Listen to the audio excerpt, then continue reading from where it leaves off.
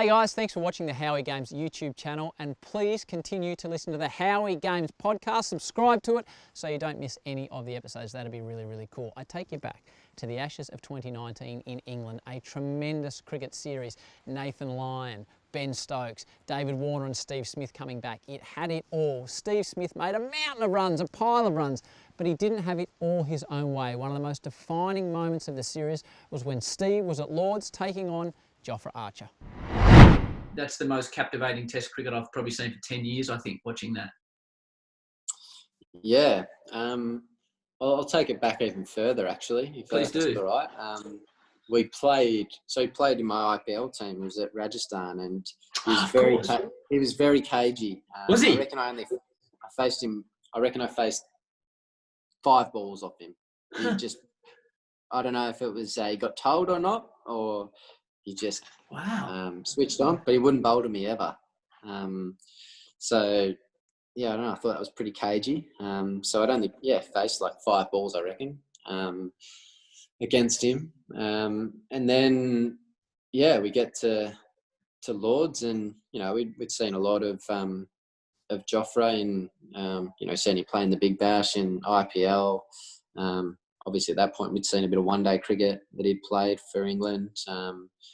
I'd had a few conversations with a few guys that I'm close with in county cricket that had played against him, and how he tried to bowl with a red ball. Looked at a lot of footage and stuff, and we knew he was going to be. He's a good bowler, and he's got that sort of pace factor, obviously, that not many people have. They can get up around 150. So it's a nice little trick to, I guess, have up your sleeve. So that was that day was tough work. The wicket was kind of, with the older ball, it was actually almost, I felt, kind of harder. It was a bit up and down. And Lords is a unique place to bat. You've actually got some distraction there in a way. You've got the members sitting right behind the bowler's arm, underneath the side screen. So there's always just, something there that doesn't quite look right. So you've got to, and for me, that's I don't know, if I'm in the nets and there's someone standing behind, I tell them to get out of the way. Yes. Like I'm very aware of my surroundings, of what I'm looking at. So that, having played at Lords a few times, I've kind of gotten used to it, but it takes me a bit every time I go out there. It's just different because you're seeing these people. But anyway, that's beside the point. But it was a hostile spell. He was getting up. I remember looking up at the screen every now and again, and he was getting up at 93, 94 mile an hour. I think he maybe hit 96 at one point. I was like, he feels like he's bowling pretty quick. Sort of, I was saying, get through whoever I was with. I think, I can't remember who I was batting with. I was like, just kind of get through this spell. He's probably only got 2 overs, 3 overs of this, and then get through this, and then, it'll get easier. They're the kind of conversations you have out in the middle, and then sort of kept coming, and hit me in the arm first, which that hurt. I had a huge egg on my arm. The vision in the Amazon doco is amazing, where JL's on the radio saying, is he all right? He's all right. And the doc's getting back saying, if you can get through the next over or so. Like, there's an orange on your arm, man, at this point. It blew up, and it was uncomfortable. I was really struggling to, if you get hit on the forehead, like, you can sometimes lose your grip. Mm-hmm. So I lost the strength in my grip. So I was kind of, that was like playing with my mind a bit. And then, it wasn't easy. And it was a bloody good spell of bowling too. My word.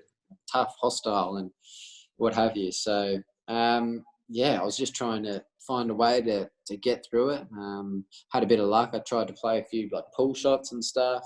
The hardest thing was actually defending, getting that front sort of elbow up. That was the toughest thing to do. So I was kind of playing shots or trying to get out of the way, and it was tough. And then obviously copped one on the back of the head. It was a weird one. It kind of went, when you play at Lords, you've got, for those out there that haven't played or been to Lords, the slope is very big.